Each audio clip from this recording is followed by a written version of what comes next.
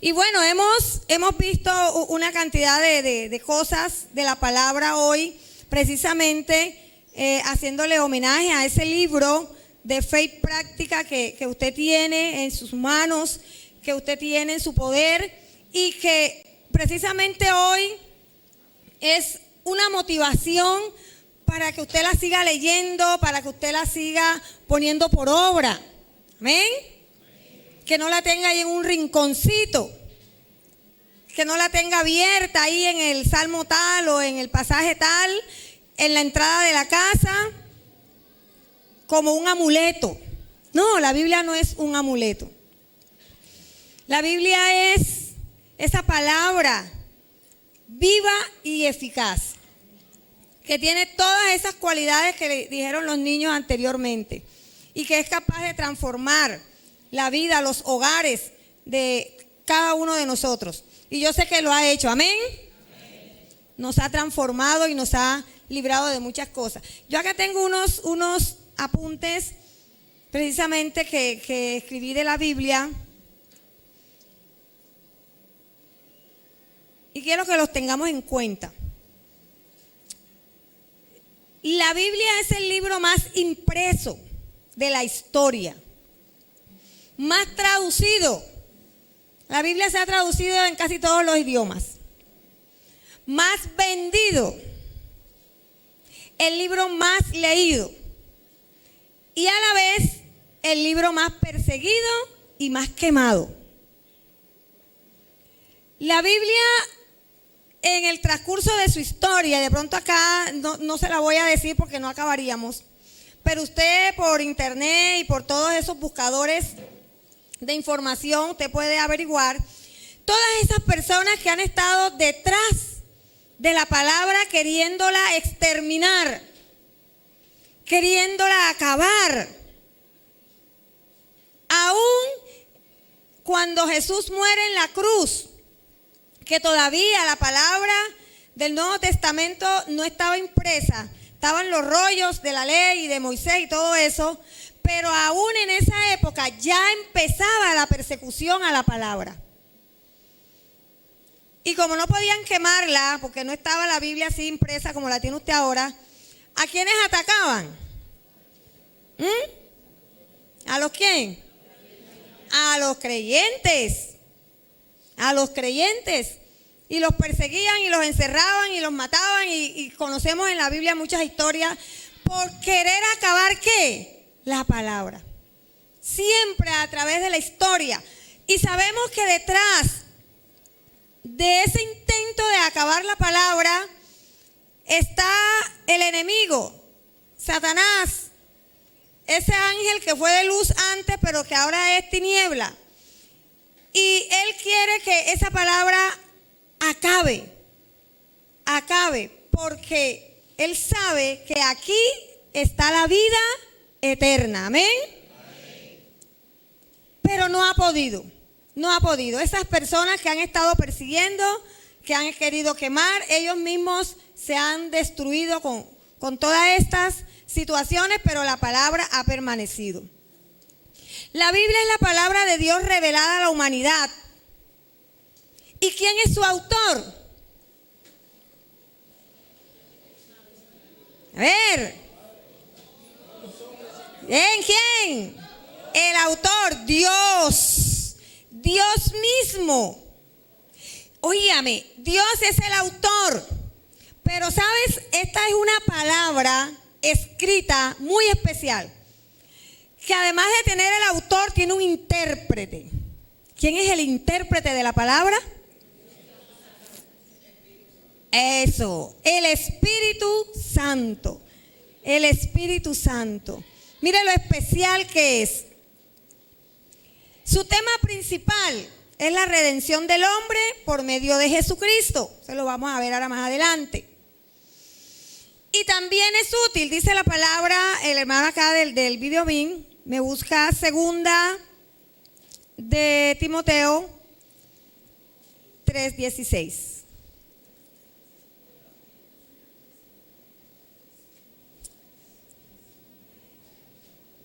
dice que toda la escritura es inspirada por Dios. ¿Y útil para qué? Para enseñar. ¿Para qué más? Redarguir. ¿Para qué más? Corregir. Y para instruir. Esa es la palabra. Ahí tiene todo. Para que nos sirve la palabra. Nos es útil para enseñar, redarguir o exhortar, para corregirnos, ¿verdad? Y es también nos instruye en justicia.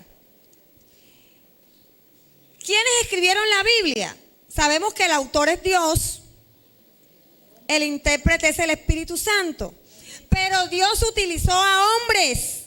¿Para qué? Para escribirla. Y aquí encontré un dato muy interesante.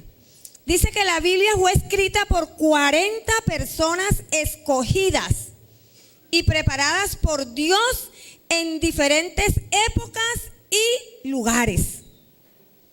Miren lo maravilloso que es. Diferentes personas en diferentes épocas y lugares. Ese mismo Dios que inspiró a Moisés allá en el Pentateuco, cuando empezó a escribirse la Biblia, fue el mismo Dios que inspiró a Juan, ¿verdad?, para escribir el último libro, que es ¿cuál? El Apocalipsis. Ese mismo Dios.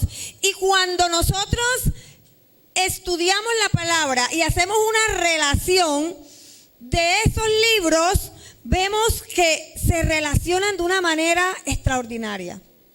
No hay error. ¿Cuándo se iban a conocer Moisés y Juan? Eso fue años luz el uno del otro.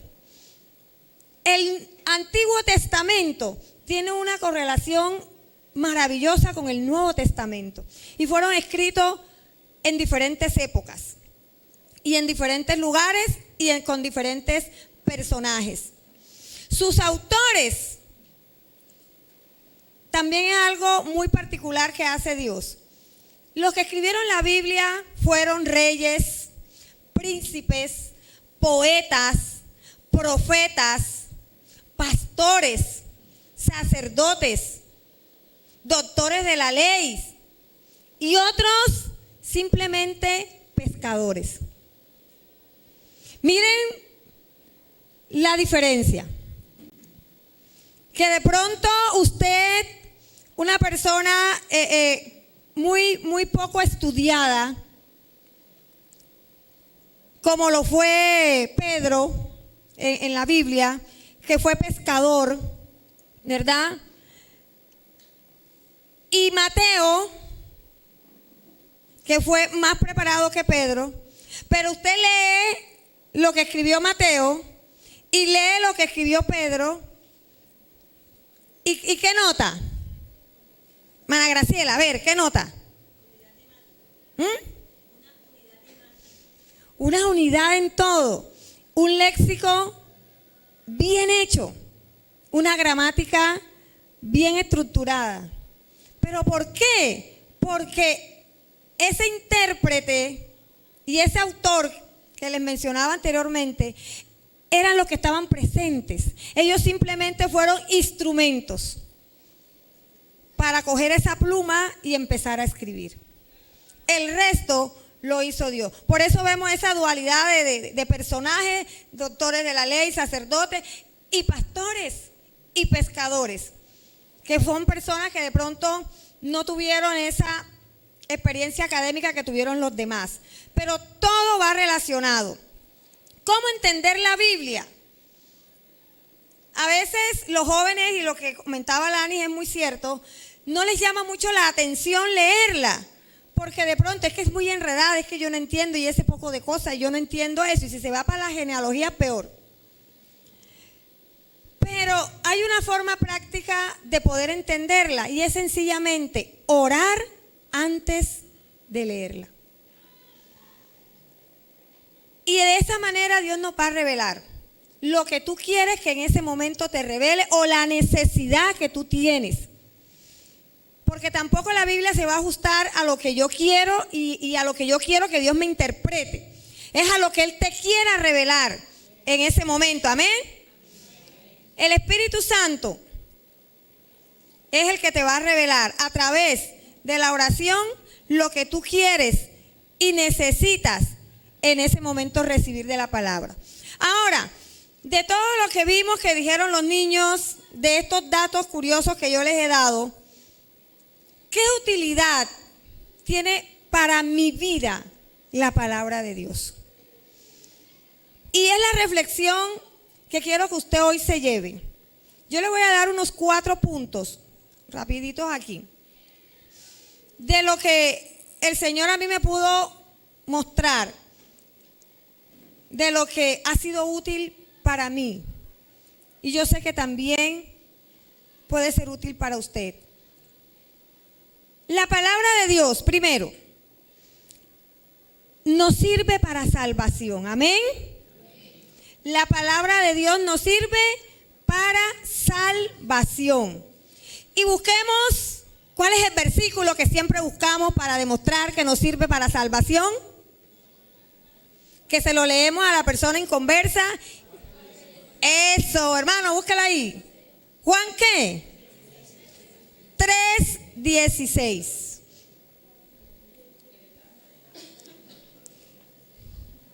Y quiero que el hermano que allá se organiza con el video me busque, me lo extienda hasta el 18.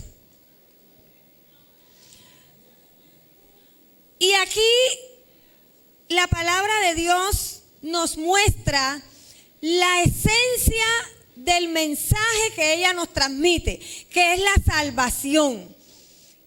Esa es la principal meta del autor y del intérprete de la palabra. Que cada uno de nosotros podamos llegar a ser salvos a través de ¿quién? ¿De quién? De Jesús. Porque de tal manera amó Dios al mundo que ha dado ¿a quién? A su tercer, cuarto hijo. A su hijo unigénito, para que todo aquel que en él cree no se pierda, mas tenga ¿qué? Vida eterna. Porque no envió Dios a su hijo al mundo para condenarlo, sino para que el mundo sea salvo por él. El que en él cree no es condenado, pero el que no cree ya ha sido condenado, porque no ha creído en el nombre del unigénito Hijo de Dios. Amén. Y le damos un fuerte aplauso al Señor por esta palabra. Gloria a Dios. Amén. Este versículo lo podemos leer 1,000,000 de veces, pero siempre va a tener la esencia del amor de Dios para nosotros, porque Él lo entregó todo. Ahí Él nos está revelando a través de su palabra que Él lo entregó todo por nosotros, que Él estaba angustiado por la perdición que tenía el hombre en ese momento. El enemigo estaba haciendo de las suyas, pero el Señor entonces ya tenía su plan: mandar a su hijo, su único hijo, en demostración de qué, o en muestra, perdón, de ese amor que Él tiene para con nosotros. Pero esa muerte de Jesús no fue para condenarnos, sino para salvarnos. Amén. ¿Y cuánto lo hemos recibido en nuestro corazón? A ver, ¿cuánto? Ahora yo, los que todavía no lo han recibido, ¿cuánto lo quieren hacer esta noche? Esta mañana. Quedó el foco prendido, mi hermano.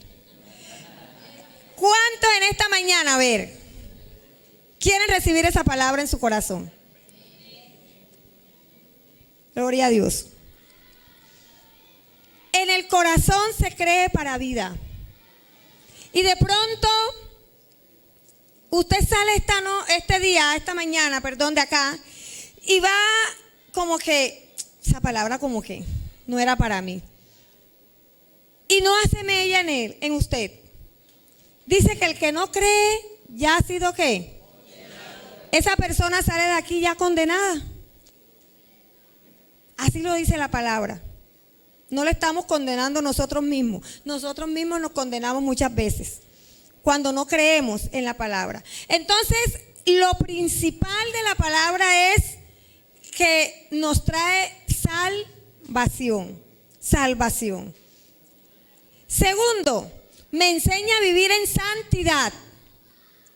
Cuando ya yo soy salvo, cuando ya yo digo, yo te acepto, yo te recibo en mi corazón, yo quiero buscarte, yo te quiero seguir, entonces debo empezar a leer la palabra para poder vivir en la santidad que Dios quiere que yo viva. Amén. Porque cuando nosotros hacemos una decisión, unos votos delante del Señor, nuestra vida no puede seguir igual. Nuestra vida tiene que cambiar. Amén. Porque la palabra no puede llegar a mí y yo seguir igual. Debe haber un cambio. Porque usted recibió a ese Cristo. Porque usted tomó la decisión, entonces ya mi hogar no va a ser el mismo. Mi vida no va a ser la misma. En mi sitio de trabajo no voy a ser el mismo. Mi carácter tiene que mejorar. Porque los que están allá y los que están a mi alrededor deben notar que hubo un cambio en mí. De que la palabra es viva y es ¿qué? Eficaz. Porque si no hay un cambio, entonces esa palabra en usted ni está viva, ni mucho menos está eficaz. Y tienen que decir, oye, ven acá, yo porque de un tiempo para acá te estoy viendo como raro, ven acá, ¿qué es lo que te pasa? Y si estás en el sitio de trabajo, comienzan los compañeros a burlarse, mira, ese es evangélico, ya se metió evangélico, llévale la plata al pastor allá. Sí, porque eso es lo primero que relacionan. El aceptar a Cristo con la economía. No, ya le va a llevar la plata al pastor. Y comienza la burla. Y algo que parece cómico y sencillo, pero hay muchos que no resisten eso. Hay muchos que no, y ocultan. No, no. Hacemos como Pedro. ¿Quién? Yo no lo conozco. ¿Cuándo? Yo voy allá porque de vez en cuando que me invitan, pero yo no. Y estamos negando la fe que de pronto nos están transmitiendo. Entonces, cuando usted recibe a Cristo, leer la palabra me ayuda a vivir en santidad. ¿Qué dice Primera de Pedro 1, 15 y 16? El Señor quiere que nosotros estemos santos, porque Él no puede estar si no hay santidad. Amén. Ahí está. Si no, como aquel que os llamó es santo, sed también vosotros santos. ¿En toda qué? En una partecita, en ciertas cosas, en toda vuestra manera de vivir. Porque escrito está, sed santos porque yo soy santo. ¿Nos ponen a elegir? ¿Es una elección? Bueno, Aidaluz, si tú quieres, sé santa. Si no, no hay problema. El versículo, vea, es un versículo tajante. Es un versículo que impone una orden. Cuando te dice sed santo. ¿Por qué? Porque aquel que te llamó es santo. Y Él no va a permitir que si tú te haces llamar su hijo, no vivas en santidad. Amén. En Levíticos 11:45 hubo algo muy particular allí en esa parte. Cuando el Señor saca al pueblo de Israel de Egipto. Vea, ¿sabe que el Señor no les demandaba tanto? Él les demandaba que estuvieran en santidad. Y Dios, día tras día, les demostraba al pueblo en ese momento que estaba con Él, que no lo estaba dejando solo, a pesar de que era un pueblo que se quejaba así como nos quejamos nosotros muchas veces. Pero Dios día a día les demostraba. Aquí en este pasaje dice, porque yo soy Jehová, que os hago subir de la tierra de Egipto para ser vuestro Dios. Seréis pues santo, porque yo soy santo. ¿Y será que al pueblo de Israel en ese momento, los que conocemos y hemos leído la palabra, les fue fácil ser santo? Siempre tenían una excusa para pecar. Siempre había un motivo para alejarse. Y Dios siempre como con cuerdas de amor, tratando de acercarse a ese pueblo. Y Moisés, hombre paciente, tan paciente fue que ya un día se la volaron. No se pone a pensar, caramba, si dice la palabra que Moisés era un hombre tan paciente y el pueblo se la voló, como dicen acá en la costa, ¿cuán contumaz y rebelde podía ser? ¿Y qué hizo Dios con esa generación, primera generación que salió de Egipto? ¿Qué pasó? A ver. Primero los puso a dar vuelta, como que diciendo, a ver si dando vueltas se componen. Pero ¿qué pasaba? Se ponían más rebeldes. ¿Y sabe qué? Toda esa generación, toda esa primera generación, exceptuando a quién, a ver, los bíblicos aquí. Eso, a Josué y a Caleb. Los demás todos fueron destruidos. Vea, hubo un momento que se abrió la tierra y se tragó un poco. El Señor se cansa, mi hermano. Uno de los niños que tenía el martillo, hago énfasis en ese martillo, es miel, dulce. El Señor nos acoge, pero también es fuerte. Porque sabe, Él te quiere ver a ti en santidad. Él me quiere ver a mí en santidad. Y cuando ve que nos estamos alejando, entonces comienza Él a atraer. Pero sabes, a veces somos tan tercos que tiene que el Señor darnos duro. Pasar por dificultades, por angustia, para después reaccionar y decir, ay, sí, verdad, tengo que tratar la seriedad.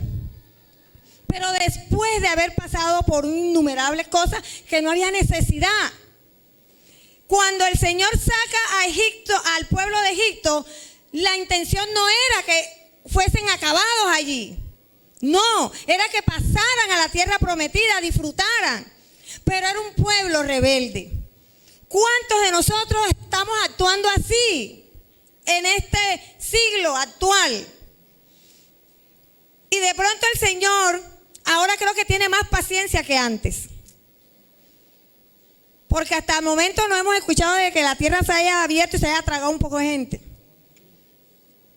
Pero fíjense todo lo que está aconteciendo. Todo lo que está... ¿Usted cree que esa pandemia que pasó fue casualidad? Eso es bíblico.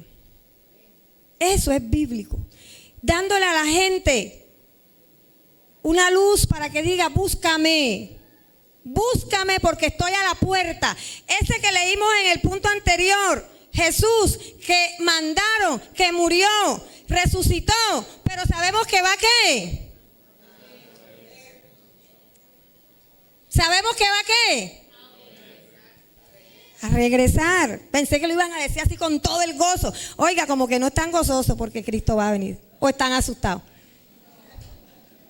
Cristo va a volver por su iglesia, amén. ¿Será que vendrá por mí? Aleluya. Pero sabes, tienes que vivir en santidad. Tienes que buscar la santidad que Él quiere que tú busques. Y cuando digo buscar santidad, no me refiero a que tú vas a estar siempre como ese caballo cochero, ¿verdad? Mirando a un punto fijo y que nadie a mi alrededor esté, no me contamine, quítate, cuidado, aquí va el santo, aquí va la santa. No.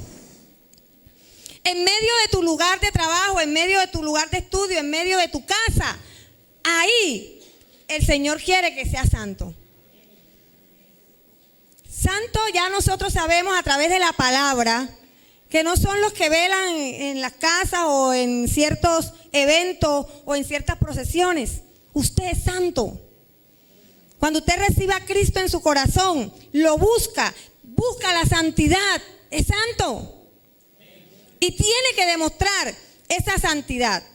No hacer como el pueblo en ese momento, que lo que hacía era siempre buscar lo contrario, hasta que el Señor le puso final a todo eso. Entraron a la tierra prometida porque la promesa de Dios es fiel, y sí entraron, pero esos no entraron. Esos no entraron. Fueron acabados en el camino. Muchos murieron.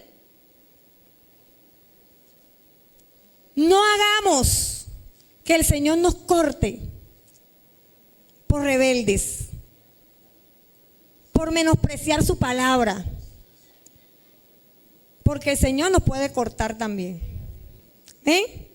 Porque Él es ese martillo que nos quebranta. Tercero, tú recibes a Cristo, vives en santidad, pero cuando tú estás en santidad y lo quieres buscar, ¿quién se levanta? ¿Quién? El enemigo se levanta porque él no quiere ni que tú lo recibas, ni mucho menos que vivas en santidad. Amén. Y pasa lo que nos contaban los jóvenes acá. Fíjense que los tres, yo sé que ellos no se reunieron a preparar la actividad, ¿cierto, Andrés? Ellos no se reunieron, pero fíjense que los tres coincidieron en algo, en que tenían luchas, en que estaban batallando con esas luchas y estaban buscando cada día la presencia del Señor. Pero que les era fácil. No. Dijeron los tres que no era fácil. Porque el enemigo no se las va a poner fácil. El enemigo va a buscar dañar, porque esa es su función. Él vino ¿para qué? Para matar, para dañar, para destruir, para hurtar lo que no es de Él. Él va a venir por los jóvenes. Y toda la anomalía que estamos viendo con los jóvenes de hoy en día, el enemigo los está destruyendo. Y por eso debemos acoger a nuestros jóvenes. Esa palabra que usted sabe, désela a un joven. Anímelo. Esté orando por él. Yo trabajo con jóvenes, yo soy docente. Y puedo observar en mi escuela toda la cantidad de cosas que uno se queda aterrado. ¿Cómo así? ¿Qué pasó? Que este agredió al otro, que le dio con el cuchillo, que se quiso matar, que se ahorcó, y uno queda como que, ¿qué pasa? Que uno va a un joven y dice, oye, pero si los jóvenes siempre están contentos, tienen toda la vida por delante. Pero ¿sabes qué le está metiendo el diablo en la cabeza? Tú no sirves, a ti no te quieren, tú no vas a ser nadie, tú no vas a avanzar. Mira a tu papá cómo te trata, mira a tu mamá. Económicamente tu familia no te va a dar lo que tú quieres, no te van a aceptar, porque el joven de hoy en día vive mucho por la aceptación de los demás. Joven que me está aquí, están los intermedios y están los primarios. Viven mucho por la aceptación del otro. Y hay jóvenes, y he conocido casos, que se han quitado la vida porque no eran aceptados. ¿Qué pasó? Si lo tenía todo. No, es que lo rechazó la novia. Que ¿por qué? Porque la mamá, que porque el papá, que porque los amigos. Porque lo bloquearon del Facebook, del WhatsApp, lo bloquearon. Vea, no hay nada más terrible para un joven ahora que lo bloqueen. En nuestra época no existía eso. Que lo dejen en visto. Y he visto jóvenes indignados porque le mandé un mensaje y ni siquiera lo miró. Me dejó en visto. Y parece algo irrisorio, pero por esa causa hay jóvenes que hasta se han quitado la vida. Que se han quitado la vida. El famoso bullying. Oye, ese bullying ha existido siempre. Toda la vida. Yo de niña yo recibí bullying. Pero no nos matábamos. Hasta nos reíamos de nosotros mismos. ¿Cierto, Juan Carlos? Juan Carlos se daba trompada. No, yo no me daba trompada. Juan Carlos se daba trompada por el bullying. Pero vemos ahora cómo, primero que no lo conocíamos como bullying. Esa palabra es moderna. Esa palabra es moderna. Pero ahora, esa palabra ha hecho tanta mella en los jóvenes que el diablo la ha estado utilizando para dañarlos. Para dañarlos. Entonces, ¿qué nos dice la palabra? ¿Cómo podemos nosotros defendernos de esos ataques? Jesús nos los enseña. ¿O Jesús no fue atacado? ¿Ah? Dice la palabra que cuando Jesús fue bautizado, ¿a dónde lo llevó el Espíritu? Al desierto. Y busquemos Mateo 4. Mateo 4. Mateo 4, el 3 y el 4 dice: y vino a él el tentador y le dijo: si eres hijo de Dios, di que estas piedras se conviertan en pan. Él respondió y dijo: escrito está, no solo de pan vivirá el hombre, sino de toda palabra que sale de ¿quién? Y lo invito a que en casa lea todo ese pasaje de la tentación de Jesús. ¿Sabes?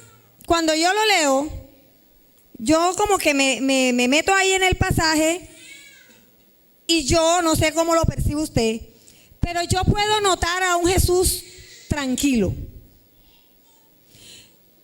Yo puedo notar a un Jesús que no está preocupado por tener a ese diablo ahí al lado. Porque lo tenía al lado, ¿sí o no? Ahí le estaba hablando al oído. Jesús no salió corriendo a buscar aceites o voy a buscar a Juan para que me venga aquí a ayudar a reprender, porque lo vamos a reprender y lo vamos a ahuyentar. Jesús estaba tranquilo. ¿Pero por qué Jesús estaba tranquilo? Porque Jesús conocía la palabra. Y cuando el enemigo le decía: mira, pero coge estas piedras que se conviertan en el pan, porque quería darse el lujo de decir: Jesús me obedece a mí. Pero Jesús le decía: escrito está. Y cuando le volvía a decir: mira, pero lánzate, que dice la palabra, porque el enemigo se la conoce más que usted y que yo a veces la palabra. Se la conoce al detalle. Y el enemigo le decía: tírate, porque por ahí dice que a tus ángeles ¿qué? Mandará. Pero Jesús nuevamente le decía: escrito está. Vea, cuando ese enemigo se levante, no le pierdas tanto el tiempo y ni le pongas a hacer tanta bulla. Sencillamente recuérdale la palabra, amén. Recuérdale y dile: escrito está. Escrito está que el Señor es mi pastor y que nada me va a faltar, amén. Aleluya. Recuérdale. Así como Él te habla al oído, háblale tú también fuerte. Y dígaselo: el Señor es mi refugio, Él no me desampara. Que no me aman, el Señor me ama porque Él mandó a su Hijo a morir por mí. Él sí me ama. Que hay carencia en mi hogar, que no hay nada en la nevera. Dice la palabra que Él es mi proveedor. Diablo mentiroso, escrito está.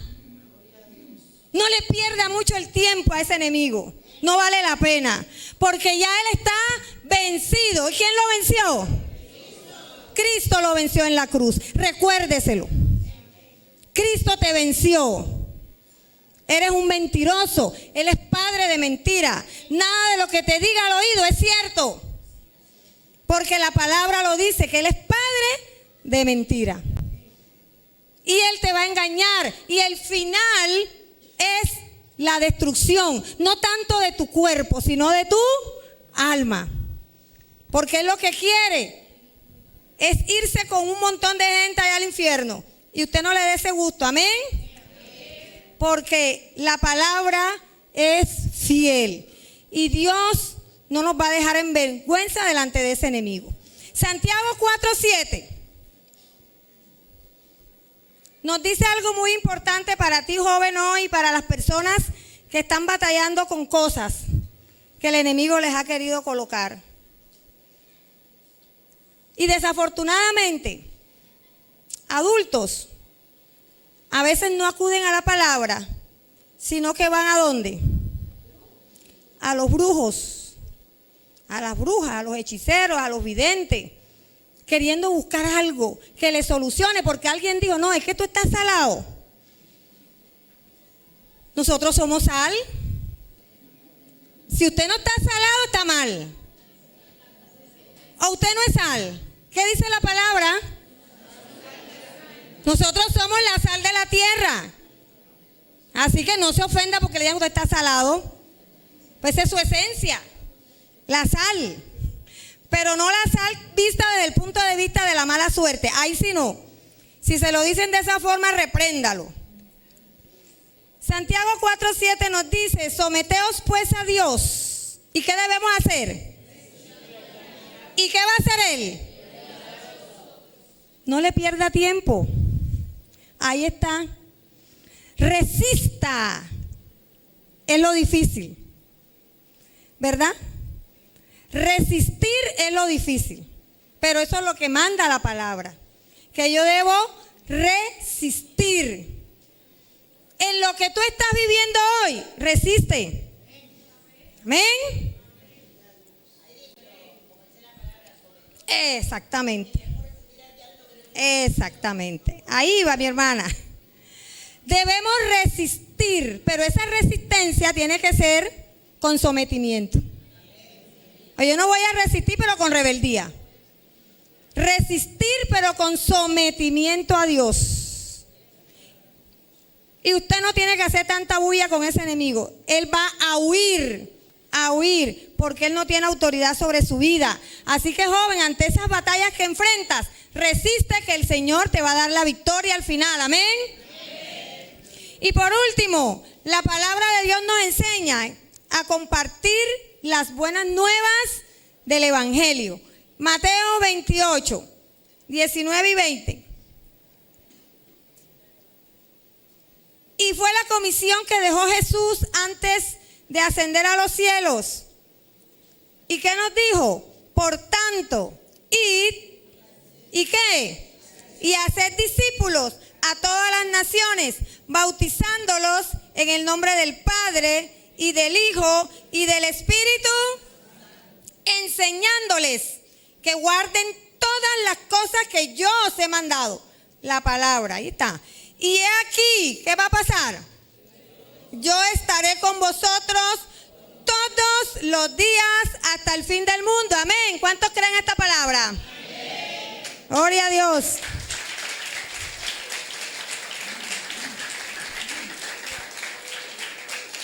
Cuando nosotros hacemos todo esto,